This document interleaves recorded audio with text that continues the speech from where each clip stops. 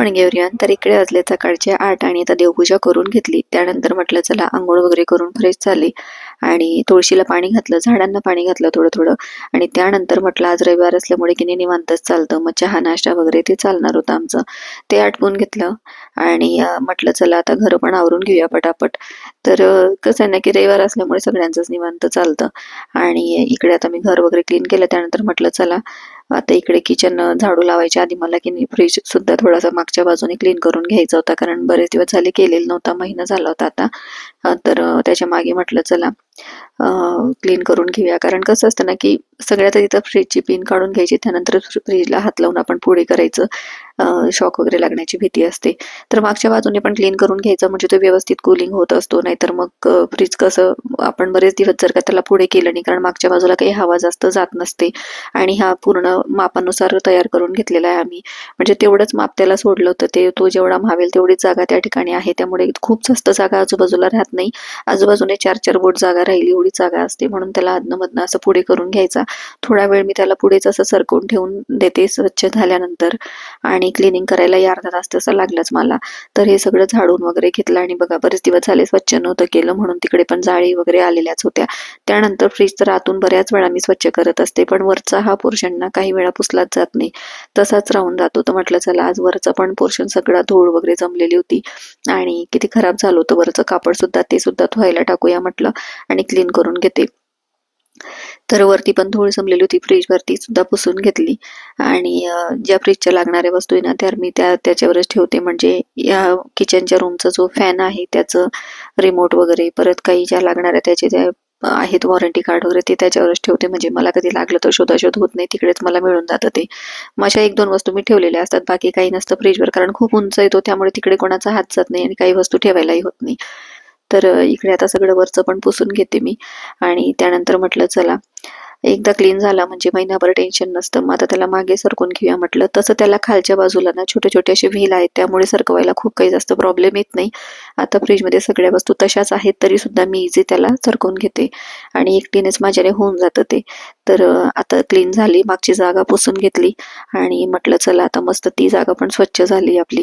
कारण तिथे जे जाळे आळे आणि किडे असतात ना तेच मग बाहेर येऊन दुसऱ्या ट्रॉल्यांमध्ये आणि त्याच्यामध्ये जातात. तर किचन क्लिनिंगला खूप जास्त वेळ द्यावा लागतो आणि असं अधनं-मधनं करतच राहावं लागतं. त्यामुळे मग आपलं घर कसं स्वच्छ राहतं, नीट अँड क्लीन राहतं.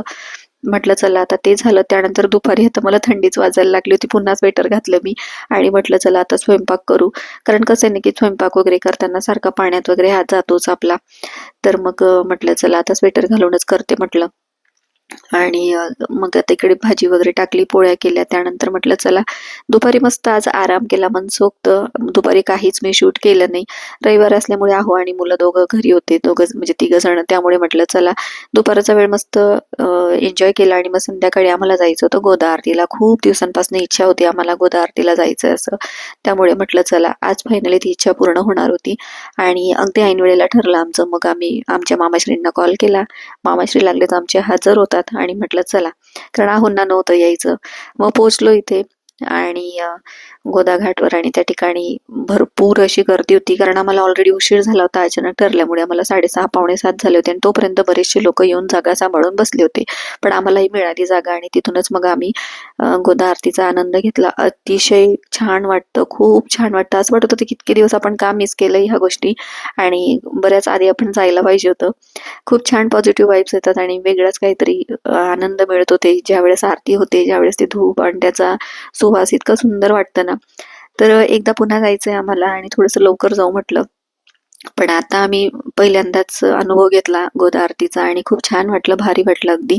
आणि तुम्ही पण जर का नाशिकमध्ये राहत असाल तर किंवा नाशिकला जर का यायचा प्लॅन असेल त्यावेळेस गोदा आरती अजिबात मिस करू नका. नक्की तुम्ही गोदा आरतीला थांबा. संध्याकाळी रोज होत असते, 7 वाजेच्या दरम्यान होते आणि अर्धा तास हे सगळं चालतं. त्यानंतर छान आरतीचा आनंद घेतला. थोडंसं तुम्हाला पण ऐकवते मी, बघा आता. अगदी म्हणजे आरती ऐकताना इतके अंगावर शहारे येत होते ना, खूप छान असं फील होत.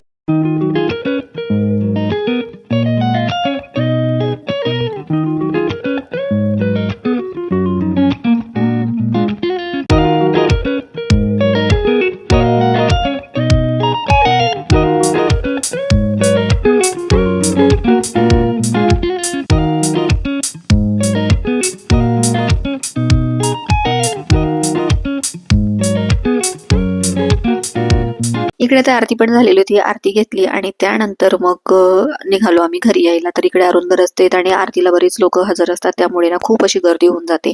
त्यानंतर इकडे की नाही पांडे मिठाईचं जे दुकान आहे ना 150 वर्षापूर्वीचं, त्या ठिकाणी थांबायचं होतं, पण अजिबात गाडी लावायला जागा नव्हती म्हणून तिथनं निघालो. मग मग आम्ही एका ठिकाणी की नाही चौगले दुग्धालय म्हणून येते नाशिकमध्ये, तर ते पण खूप फेमस आहे, बरीच अशी गर्दी असते त्या ठिकाणी. आणि जे फूड रिव्ह्यू वाले असतात ना त्यांचे व्हिडिओज पण बघितले होते आम्ही, की खूप चांगल्या क्वालिटीचं चांगलं टेस्टी असं लागतं ते, म्हणजे चवीला. तर म्हटलं चला ट्राय करूया, मुलांचं खूप दिवसांपासून चाललं होतं. मग आम्ही घेतलं आणि हाफ हाफ ग्लासच घेतला आम्ही, कारण घरी जाऊन आम्हाला जेवण पण करायचं होतं. मग त्यामुळे म्हटलं नको जास्त घ्यायला. पण मला ते टेस्ट करून असं वाटलं ना की याच्यापेक्षा चांगलं दूध मी घरी बनवू शकते. पण का कोणास ठाऊक लोकांना खूप आवडतं, गर्दी बरीचशी होती आणि सकाळ संध्याकाळ नेहमीच तिकडे गर्दी असते. म्हटलं चला मुलांना घ्यायचं होतं म्हणून एकदा म्हटलं चला त्यांना ट्राय करू. दूध वगैरे घेतलं. त्या ठिकाणी बरीचशी अजून दुकाने आहेत, दाबेली वगैरे, पाणीपुरी अशी आजूबाजूला दुकानं आहेत. आणि तुम्ही पण असाल नाशिकमध्ये तर एकदा नक्की ट्राय करा.